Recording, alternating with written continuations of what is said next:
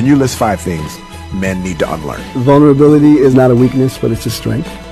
You are enough, and that we don't have to attempt to prove, to live in this man box or these rigid notions of manhood, to live up to these things that are harming us and others. We don't need to measure ourselves by what we have or what we've accumulated or people around us or the spaces that we're in, that it's really an internal thing to be able to feel success, and that means loving yourself. That we don't need to objectify women, that it's not about the conquest but about the humanity of women.